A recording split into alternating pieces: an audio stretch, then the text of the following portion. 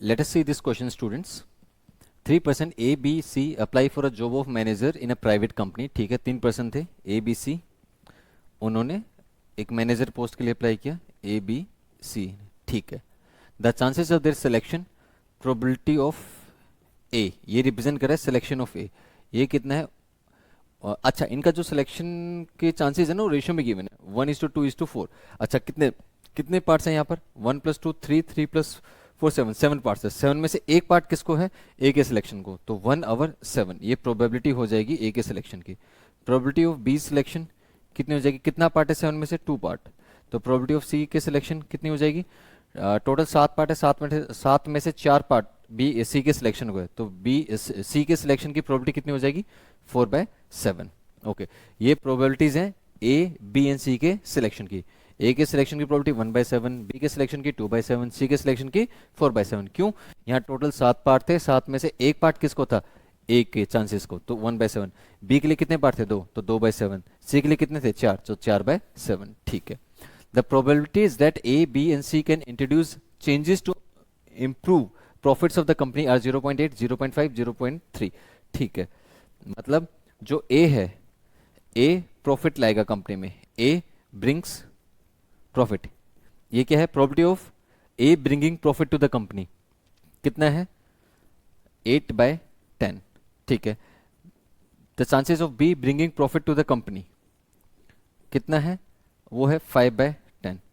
और probability of C bringing profit to the company is 3/10. Now if the change doesn't take place, ये change take place नहीं किया, find the probability that it is due to the appointment of सी. देखो, ये confirm हो चुका है कि change नहीं हुआ, प्रॉफिट जैसा था वैसा का ही वैसा रहा. तो अब ये बताना है कि find the probability that it is due to the appointment of C. ये बताना है वो सी की अपॉइंटमेंट की वजह से था. मतलब क्या पता चल चुका है कि भाई चेंज टेक प्लेस नहीं किया, ये पता हमको. अब ये फाइंड आउट करना है कि बी के अपॉइंटमेंट की वजह से वो चेंज नहीं हुआ. तो साफ साफ समझ आ रहा है कि ये जो क्वेश्चन है किसका है? बेस थ्योरम का. तो बेस थ्योरम का हम यूज करेंगे टू सॉल्व दिस क्वेश्चन. तो लेट्स से बेस थ्योरम में क्या होता है? Let's say probability of A, probability B has already occurred. तो probability of A intersection B divided by probability of B. B यहाँ पर क्या है? ये टोटल प्रोबेबिलिटी ऑफ बी है. Total probability of B. चलिए अब सॉल्व करते हैं इसको. अब देखो, आपको पता चल चुका है कि change doesn't take place, change हुआ ही नहीं प्रॉफिट में. ठीक है, तो probability that it is due to the appointment of C, मतलब चेंज नहीं हुआ प्रॉफिट में, ये पता है. नो चेंज इन प्रॉफिट, ये P N C stands for profit में कोई चेंज नहीं. N C no change. P कहाँ? प्रॉफिट के लिए. प्रॉफिट में कोई चेंज नहीं है. हमें ये प्रोबेबिलिटी निकालनी है. चलिए, तो एक बात बताइए, इसको सोल्व करना है किससे? बेस थ्योरम से ही सोल्व करेंगे हम लोग. तो प्रोबेबिलिटी की डेट कोई चेंज नहीं हुआ ये पता है, और वो due to the appointment of C है. तो नो चेंज और सी सिलेक्टेड था. ये क्या रिप्रेजेंट कर रहा है? Probability of C and no change की. यहां पर नीचे क्या लिखना है आपको? Probability of no change. Profit में चेंज कब कब नहीं हो सकता भाई? ए को सिलेक्ट किया हो तब ना हो, बी को सिलेक्ट किया हो तब ना हो, सी को सिलेक्ट ना किया हो तब हो, सी को सिलेक्ट किया हो तब ना हो चेंज, है ना? तो मतलब अब प्रोबेबिलिटी ऑफ नो चेंज कैसे निकालेंगे? प्रोबेबिलिटी ऑफ ए को सिलेक्ट कर लिया बट कोई चेंज नहीं हुआ प्रॉफिट में. No change in profit. हमने पी एन सी लिखा था ना, पी एन सी. हाँ, पी, तो यहां पर भी पी लिखो, P N C. No change in profit, no change in profit. Plus B को सिलेक्ट किया, फिर भी प्रॉफिट में कोई चेंज नहीं हुआ. प्रॉफिट में कोई चेंज नहीं हुआ. सी को सिलेक्ट किया तो भी प्रॉफिट में कोई चेंज नहीं हुआ. ठीक है, तो ये जो सम है ये आपको देगा कि प्रोबेबिलिटी की डेट प्रॉफिट में कोई चेंज नहीं है. ठीक है, अब यहां पर जो है कि प्रॉफिट में कोई चेंज नहीं हुआ, सी सिलेक्ट हुआ, इसकी प्रोबेबिलिटी ये वाला पार्ट देगा. प्रॉफिट में कोई चेंज नहीं हुआ और सी भी सिलेक्ट हुआ, साइमल्टेनियस अकरेंस की प्रोबेबिलिटी इनके.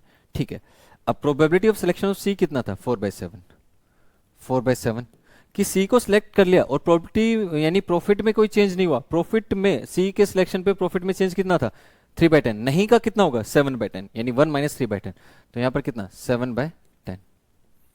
ए को सिलेक्ट करने के कितने वेज थे 1/7, ए अगर सिलेक्ट होता तो प्रॉफिट कितना होता, के चांसेस कितने थे 8/10, प्रॉफिट नहीं होने के चांसेस कितने होंगे 1 माइनस 8/10 दैट इज 2/10, तो 1/7 इंटू 2/10।